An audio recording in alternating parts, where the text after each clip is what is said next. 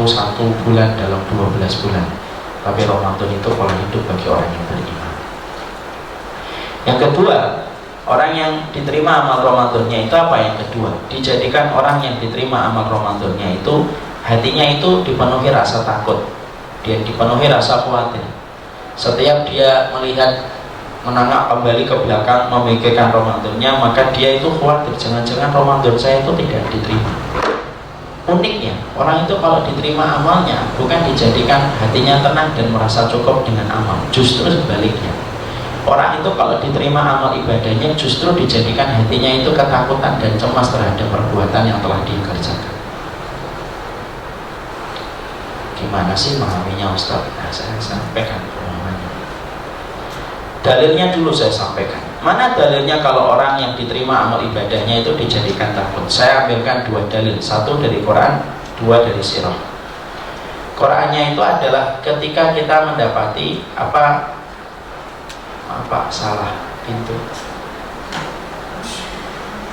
Dalilnya itu adalah ketika kita mendapati perkataan Allah Subhanahu wa taala di dalam surat Al-Mu'minun ayat 60. Allah menyampaikan pada surat Al-Mu'minun ayat 60.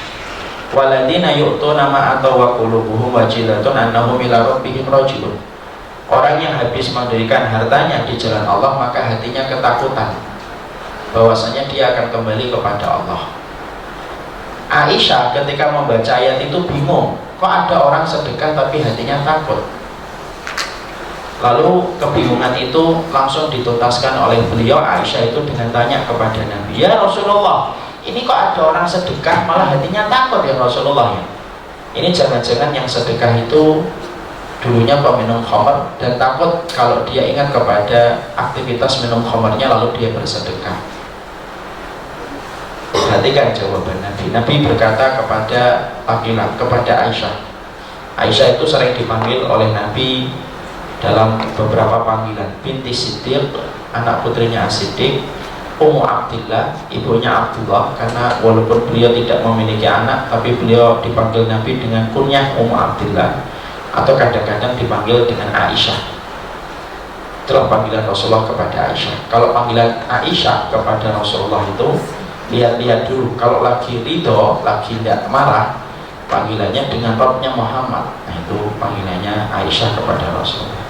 Tapi kalau Aisyah lagi ngambek, ibunda Aisyah lagi ngambek, beliau menyebutkan demi Rabbnya Ibrahim, tidak menyebutkan nama Rasulullah SAW. Itulah perempuan, itu ibunda Aisyah. Maka kemudian Rasulullah mengatakan kepada Aisyah, ya binti Siddiq, wahai putrinya, anak putrinya Abu Bakar Siddiq. Surat Al-Mu'minun ayat 60 itu bukan mereka yang justru minum khamr, tapi ayat itu adalah haula'il ladzina yusalluna wa yasumuna wa yatasaddaquna wa yakhafuna alla yataqabbala minhum. Allah sebutkan orang yang habis sedekah takut itu siapa? Orang yang banyak puasa, banyak sholat, banyak sedekah. Semakin banyak amalnya diterima, semakin dibuat hatinya ketakutan memikirkan ibadah yang telah dia kerjakan, bahwasanya dia itu akan kembali kepada Allah. Itu dalil bahwasanya orang kalau amal kita diterima itu berarti hatinya khawatir. Makanya orang Pak kalau diterima amal ibadahnya itu tidak akan sempat sombong di depan orang lain. Dia semakin diterima semakin menunduk dia, semakin tidak pede dengan amalnya. Itu cirinya orang yang diterima amal ibadah. Malah kalau melihat dirinya itu Masya Allah, kelihatannya saya tidak ada apa-apanya. Itu ciri orang yang diterima amal ibadah. Semakin menunduk dia, semakin hatinya dipenuhi rasa takut. Dalil yang kedua dari sirah. Sirahnya siapa? Umar bin Khattab radhiyallahu anhu. Umar bin Khattab itu orang sahabat besar, dijamin surga atau tidak dijamin surga? Dijamin surga. Umar bin Khattab itu pernah di atas Bukit Uhud bersama Rasulullah, bersama dengan Umar, bersama dengan Utsman, bersama dengan Abu Bakar. Tiba-tiba gunung Uhud itu bergetar. Kemudian Nabi nendang itu gunung Uhud. Ihda'i anti ya Uhud, diam kamu Uhud. Di atasmu ada Rasul, di atasmu ada Siddiq, di atasmu 2 orang yang mati syahid. Siapa yang mati syahid? Umar dengan Utsman. Bukan hanya disebut penduduk surga, tapi disebutnya orang yang mati syahid. Ditambah lagi satu riwayat, Nabi pernah melongok surga dan mendapati di surga itu ada istana yang sangat begitu indah, terbuat dari mutiara yang sangat megah, Rasulullah menyangka itu istana buat beliau. Ternyata Rasulullah nanya, ini buat siapa? Laki-laki di antara umatmu. Siapa? Umar bin Khattab. Coba. Tapi apakah Umar bin Khattab setelah dia ditegaskan oleh Nabi sebagai penduduk surga, Umar bin Khattab kemudian tenang gitu hidupnya? Tidak. Apakah Umar bin Khattab lalu istirahat, cuti, pergi ke pinggir pantai, berjemur? Tidak. Mungkin kalau kita yang ditetapkan penduduk surga mungkin itu nyantai, nggak ngaji tafsir, saya penduduk surga. Kalau kita buat status di IG itu selalu penduduk surga. Tapi itu kan bukan kita. Umar bin Khattab malah enggak, ketika dia diberitahu sebagai penduduk surga, malah justru malah ketakutan, malah banyak tangisannya. Saking banyak tangisannya Umar bin Khattab, sampai kemudian fisiknya Umar itu tinggi, besar, di pipinya itu ada garis menghitam sampai bawah. 2. Imam Jauzi berkata rahimahullah ta'ala, garis menghitam di pipinya Umar itu garis apa? Kana khattan yaswadan, sesungguhnya garis hitam di pipinya Umar itu likas rotil buka min khasyatillah, karena banyaknya Umar bin Khattab itu nangis, takut sampai tangisannya itu membekas di pipi hitam. Masya Allah. Dan sudah saya sering sampaikan, saya itu selalu bingung kalau ada menyebutkan riwayat ini. Saya bayangkan sebanyak apa derasnya air matanya Umar sampai bekas di pipi. Kalau kita hitam apa? Pasti tahu jawabannya. Jerawat batu yang tidak sembuh, diabetes. Disitulah kita paham, orang yang diterima amal ibadahnya Ramadan itu justru malah nggak pede ketika dia membicarakan Ramadannya. Makanya saya sering sekali mendapatkan pertanyaan lewat kertas gitu, Ustadz, saya kok kepikiran amal saya diterima oleh Allah dan tidak ya. Itu tanda salah satu orang diterima itu gitu. Kenapa orang itu kalau diterima amal ibadah Ramadannya justru jadikan hatinya itu ketakutan dan justru tidak pede? Karena 3 hikmah. 1, supaya dia tidak sombong di hadapan orang yang beriman. 2, kenapa orang yang diterima amal ibadahnya itu dijadikan hatinya ketakutan? Supaya sibuk dia memikirkan dirinya sendiri dan tidak punya kesempatan untuk memikirkan ibadahnya orang lain dan nilai ibadahnya orang lain. 3, supaya ketika tumbuh rasa takutnya dia akan terus beribadah dan tidak mencukupkan yang wajib tetapi menambahnya yang sunnah. Coba kalau amal ibadah itu diterima dijadikan kita mantep gitu, pede, malah justru cenderung sombongnya daripada cenderung rendah hatinya. Jadi ternyata kalau ibadah kita diterima, kenapa orang yang diterima amal ibadahnya malah tidak pede? Kita tidak pernah itu dapati saat bin Abi Waqqas itu kemudian dia sesumbar itu di depan orang yang benci sama dia, saya ini penduduk surga, tidak pernah. Kita itu tidak pernah itu dapetin Ali bin Abi Thalib yang dikatakan oleh Rasulullah. Nabi itu pernah di perang Khaybar mengatakan la'utiyana hadhihi rayah liman yuhibbullah wa ahabba. Saya akan memberikan royah ini, tahu royah ya? Royah itu yaitu tulisan la ilaha illallah yang sering dibaca HTI hari ini, itu royah, la ilaha illallah.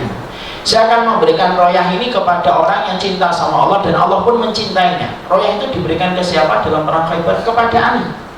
Uniknya ketika Ali perang sama Muawiyah, Ali itu tidak pernah ngomong saya ini penduduk surga. Coba lihat dialognya orang hari ini ketika kemudian belum jadi penduduk surga. Wah, sombongnya luar biasa. Ali itu tidak pernah ngomong kepada Muawiyah, padahal Ali bisa menggunakan hadis itu. Saya ini dicintai Allah loh, kok kamu merangin saya? Kan Muawiyah memerangi Ali. Dua-duanya sahabat besar, dua-duanya kita mencintainya. Kesalahan mereka salah satunya tidak menghilangkan jutaan samudra kebaikan yang telah mereka berikan untuk Islam. Saya cuma memberikan contoh yang unik. Itu tidak pernah itu kemudian Ali menggunakan hadis tadi itu untuk melegitimasi dirinya untuk supaya meredam Muawiyah. Kamu ikut saya ini penduduk surga, istri saya penduduk surga, mertua saya penduduk surga, anak saya itu pemuda-pemudanya surga. Tidak pernah itu.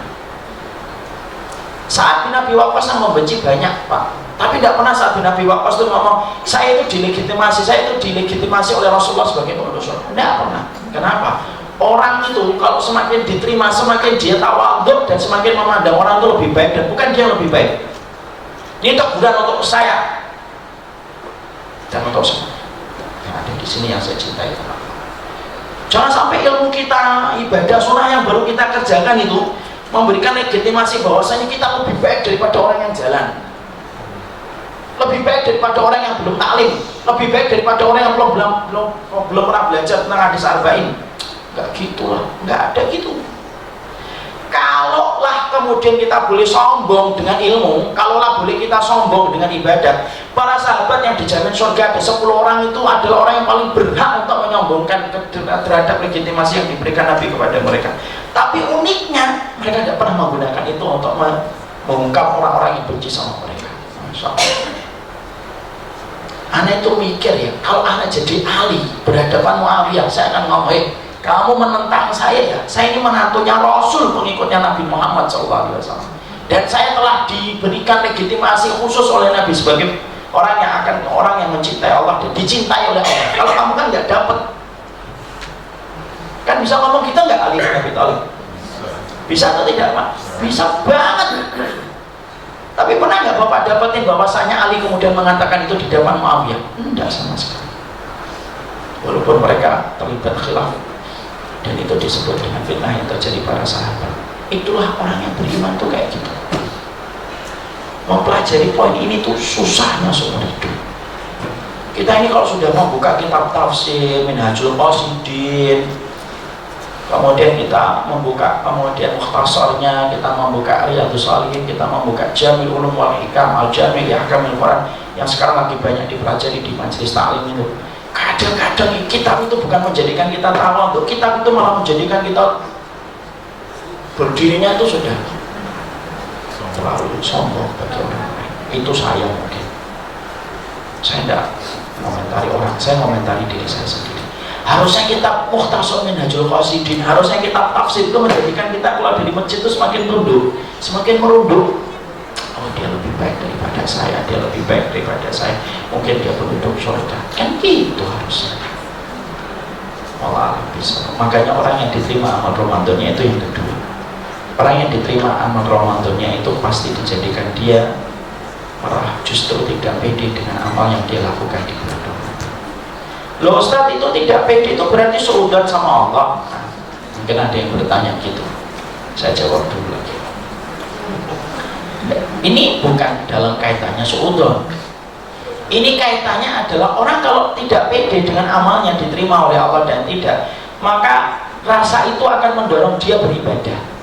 Bukan hanya mencukupkan yang wajib, tetapi dengan yang sunnah. Kenapa Mas sholat ba'diyah habis duhur? Ya karena saya belum yakin duhur saya diterima. Semoga ba'diyah saya menyempurnakan apa yang kurang dari duhur saya. Kenapa Mbak? Kok soal puasa Syawal sudah 30 hari masih ditambah 6 hari ya? Saya khawatir kalau 30 hari itu ada yang rusak dan masih ada yang kurang berkualitas, saya sempurnakan dengan puasa Syawal saya. Itu kan Masya Allah kan?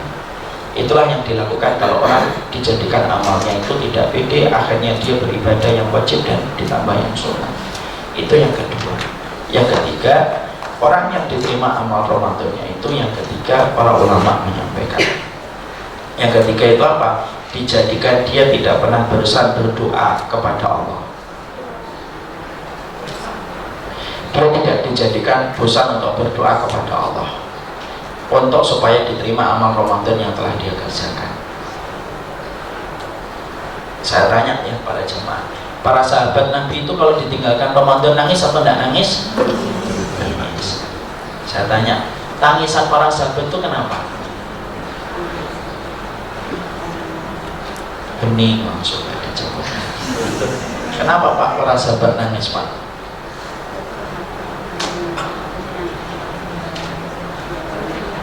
Nggak ada Ramadan. Apa Pak? Ditinggalkan Ramadan. Ada dua yang disebutkan dalam kitab. Para sahabat itu nangis karena dua. Kalau kita nangis kan mungkin karena harga tiket pesawat mahal. Ya Allah, ke Padang kayak ke Paris 6 juta. Kayak ke Jepang 6 juta. Kalau para sahabat disebutkan Imam Ibnu Rajab, kenapa para sahabat itu kalau mereka ditinggalkan Ramadan itu tumpah air matanya? Bisa berbaini karena dua sebab. Yang pertama, karena mereka tidak tahu apakah Ramadan tahun depan masih mendapati atau tidak mendapati. Yang kedua, kenapa tetesan air mata itu jatuh? Karena para sahabat itu khawatir bahwasanya amal Ramadan mereka tidak diterima, maka mereka lalu berdoa setelah tangisan air mata mereka jatuh, maka mereka berdoa. Dan ternyata para sahabat itu berdoa meminta amal Ramadannya diterima itu ternyata bukan 1 bulan, tapi bertahan sampai 6 bulan.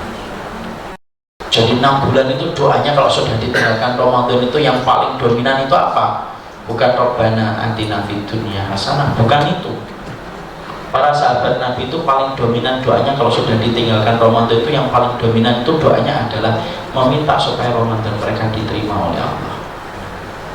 Dan memori mereka dan ingatan mereka tentang Ramadan itu tidak langsung hilang. Kenapa sih memori kita kepada sesuatu yang baik itu tidak langsung hilang? Supaya setiap ingat kita berdoa. Makanya para sahabat itu tidak pernah cepat lupa kemesraan mereka dengan Allah di bulan Ramadan. Kemesraan dengan Allah itu tidak cepat berlalu ketika mereka selalu ingat.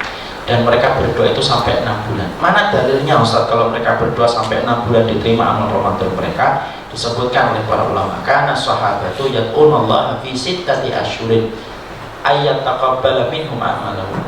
Para sahabat itu berdoa 6 bulan setelah ditinggalkan Ramadan, doanya 6 bulan terus menerus. Kalau Jawanya berdetet itu tidak putus-putus 6 bulan, tidak putus-putus berdoa supaya amal mereka di bulan Ramadan itu diterima oleh Allah. Itu sampai 6 bulan, Syawal, Dzulqa'dah, Dzulhijjah, Muharram, terus dia berdoa dengan itu. Makanya kita paham ya, kenapa para nabi itu kalau habis beramal itu selalu berdoa minta diterima amal. Nabi Ibrahim ketika habis membangun Ka'bah, doanya apa? Rabbana taqabbal. Ya Allah, terima ya Allah, ini Ka'bah yang kami bangun sama Ismail ini, terima ya Allah. Sesungguhnya Engkau Maha mendengar lagi Maha mengetahui. Rasulullah itu ada zikir yang tidak pernah ditinggalkan Nabi ketika habis sholat subuh. Setiap hari, sampai hari ketika beliau meninggal dunia, itu pun kemudian beliau pun masih berzikir dengan zikir ini ketika habis sholat subuh. Apa zikir yang dilazimi Nabi setiap habis sholat subuh dan tidak pernah ditinggalkan Nabi dalam 1 hari pun? Allahumma inni as'aluka ilman nafi'an wa rizqan thayyiban wa amalan mutaqabbalan. Minta ilmu yang bermanfaat, rezeki yang baik, amal yang diterima. Kenapa Ibrahim, kenapa Rasulullah meminta terus berdoa? Karena Nabi Ibrahim dan Rasulullah tahu menjadikan amal diterima itu salah satunya ditopang dan didukung dengan doa yang harus dipanjatkan. Maaf ya Bapak dan Ibu, doa itu merubah takdir. Bisa jadi itikaf kita kemarin ada yang kurang sempurna, tapi setelah kita berdoa, hampir-hampir itikaf kita tidak dicatat, tapi karena doa kita terus menerus kepada Allah, maka itikaf kita akhirnya diterima oleh Allah ketika kita mengemis kepada Allah setiap kita meminta kepadanya. Allah itu kan dan pemalu kalau ada seorang hamba sudah mengadakan tangan lalu menarik tangan itu dalam kondisi kosong. Dan orang yang berdoa itu kata Hasan al-Basri itu filosofnya itu kayak mengetuk pintu, Pak. Kalau kita datang ke rumah seseorang, ngetok pintu sekali, mungkin nggak dibukakan, soalnya bluebird-nya lagi baca WA. 2 kali, mungkin nggak dibacakan, nggak dibukakan, karena mungkin lagi buat status Instagram. Tapi kalau kita ngetoknya terus-terusan, saya bluebird-nya tuh lama-lama pengeng deh, ini siapa sih ini terus ini. Mungkin kemudian dia akan bukakan pintu, mungkin bukakan pintu bahagia atau marah juga nggak ngerti, tapi pasti bukakan pintu. Maka kata Hasan al-Basri, doa itu mengetok langit, dan siapapun yang banyak mengetok pintu langit ketika dia berdoa adalah orang yang paling besar dibukakan pintu langit untuknya. Dan doa itu bukan hanya untuk urusan dunia, yang paling penting itu urusan akhirat kita. Kenapa para sahabat itu meminta doa supaya diterima amal Ramadannya sampai 6 bulan? Karena mereka ngemis kepada Allah 6 bulan supaya amal Ramadan mereka diterima. Allah itu tidak minta banyak Ramadan, Allah itu minta kualitasnya Ramadan, dan salah satu kualitasnya Ramadan itu dengan doa. Karena maaf Pak, bisa jadi ada tarawih kita 10 hari yang pertama itu setengah hati, Tapi kemudian kita akhirnya menyesali dan sekarang kita berdoa, ya Allah ampuni yang cacat, ampuni yang kurang dalam tarawih saya, dalam itikaf saya. Bahkan ketika Ramadan saya masih membuat marah suami saya, padahal saya tahu kemarahan suami itu menjadikan amal seorang istri tidak bisa naik ke langit. Ya Allah, ternyata pas Ramadan saya masih terlibat ghibah. Ketika Ramadan itu saya itikaf, tetapi padahal WA-nya online terus. Lagi di mana Pak? Itikaf. Lah kok WA-nya online terus? Itikaf milenial ini. Maka kalau kita berdoa, maka mungkin Allah akan nutupin kekurangan-kekurangan yang kita miliki pada ibadah yang kita kerjakan ketika kita rajin berdoa. Makanya para sahabat berdoanya sampai 6 bulan. Dan itu juga yang harusnya kita kerjakan. Makanya Masya Allah, moga-moga itu yang kita kerjakan. Doanya gimana Ustaz? Kalau kita ingin diterima amal Ramadannya, banyak doanya. Salah satu riwayat adalah Rabbana taqabbal minna fi Ramadan. Ya Allah, terima amal Ramadan kami. Kalau memang susah, pakai bahasa Indonesia aja. Ya Allah, terima amal kami, tarawih kami, sholat kami, puasa kami. Semoga kalau ada yang kurang, ada yang cacat, ada yang salah, Allah jaga dan Allah gantikan dengan yang lebih baik. Doa itu merubah takdir. Doa itu bisa merubah perkara yang mustahil menjadi mustahil. Doa itu merubah yang jauh jadi dekat. Bisa jadi amal kita itu kurang, tapi kalau kita berdoa, Allah terima apa yang kurang. Bapak tahu kan kenapa kita ini kalau habis sholat membaca astagfirullah 3 kali? Karena astagfirullah itu zikir dan doa, meminta kalau ada yang kurang dalam sholat saya, ya Allah ampuni. Akhirnya yang sholat tadi hampir nggak dicatat. Ketika kita khusyuk mengucapkan astagfirullah, astagfirullah, astagfirullah 3 kali, yang asalnya sholatnya mungkin tidak berkualitas akhirnya dijadikan oleh Allah menjadi baik. Itulah yang kita harus mengerti. Amal Ramadan itu kalau diterima meninggalkan jejak. Jejaknya 3, dijadikan kita lebih baik, dijadikan hati kita khawatir dan takut, dan yang ketiga dijadikan kita banyak berdoa, bukan hanya 1 bulan tapi sampai 6 bulan kita terus meminta supaya diterima amal Ramadan kita.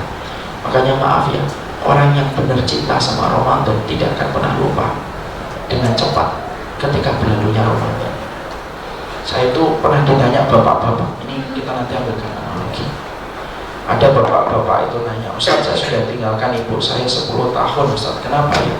Kesedihannya masih terasa sama. Saya ngomong, Pak, dijadikan ingatan kita kepada orang yang kita cintai itu tidak langsung lupa Pak, supaya setiap kita ingat kita mendoakan.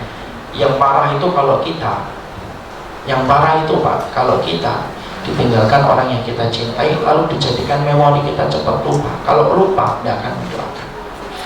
Orang yang beriman itu tidak akan cepat lupa kemesraan dia kepada Allah di bulan Ramadan, dan dia tidak ingin cepat berlalu. Setiap dia ingat Ramadan, maka dia akan berdoa Ramadannya supaya diterima oleh Allah. Itulah baru kita bisa paham kenapa para sahabat itu minta doanya sampai 6 bulan. Saya itu nyari Bapak dan Ibu, kenapa ya para sahabat kok sampai 6 bulan berdoa tentang Ramadan ya? Tidak saya temukan itu kenapa. Saya coba cari-cari, saya coba raba-raba, kenapa kok para sahabat itu sampai 6 bulan berdoanya untuk meminta Ramadan diterima. Salah satu apa yang saya rasakan itu, mungkin para sahabat itu cintanya kepada Ramadan gede, makanya ingatan mereka tentang Ramadan tidak cepat lupa, dan setiap mereka ingat Ramadan, mereka meminta supaya Ramadan itu diterima. Semoga kita termasuk orang yang diterima amal Ramadan.